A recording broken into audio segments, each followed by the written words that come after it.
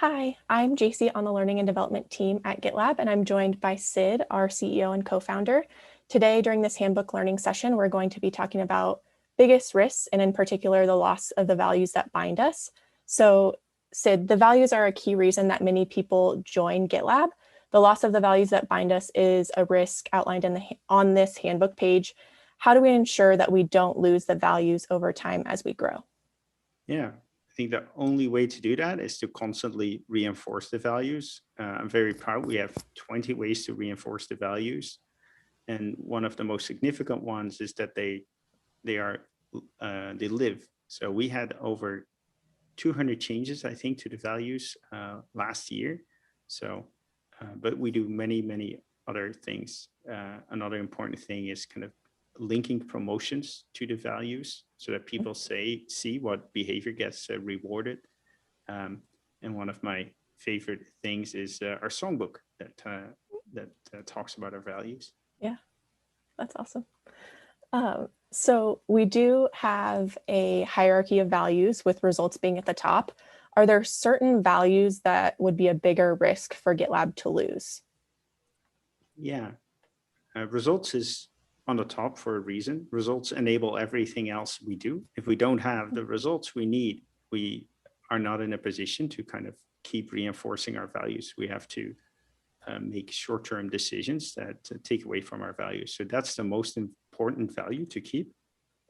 Then I think if you look at what value is most at risk, I think that is iteration, because it's so very hard to do and so counterintuitive.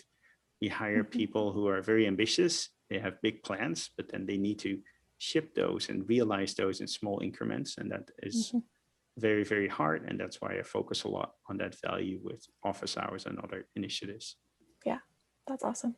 I can attest that iteration is the hardest.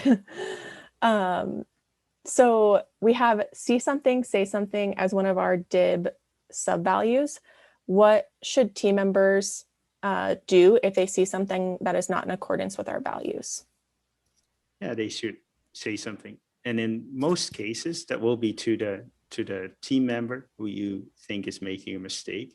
I think especially with diversity, inclusion, and belonging, it's important to speak up early.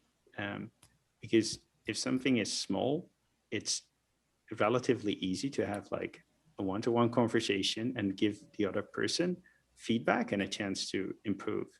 If behavior doesn't get addressed, it tends to grow over time, and someone might make a bigger mistake, or in a bigger audience, or a more visible audience, or kind of things compound. So that's why we have that sub value. Speak up early and give the other person a chance to correct early when that's easy for all parties involved. Yeah, definitely. So what should GitLab team members expect from members of our executive team to ensure that we don't lose the values that bind us? Yeah, you should expect us to lead by example. And I mentioned my office hours for iteration. Also, for example, focus on results over input. Like something that I don't want an executive team member to say is like, oh, why does that team member have time for that? Shouldn't they focus on something else? Well, they decide what they spend time on. Let's evaluate people by the results they produce, not by what time they put in or where they put in time. And that's hard. We don't always get it right, but I think we do try to do it, and we try to hold each other accountable as well. Awesome. Well, those are all the questions I had today on this topic. So thank you so much for taking the time to record this video on the loss of the values that bind us. I really appreciate it. Yeah, thanks.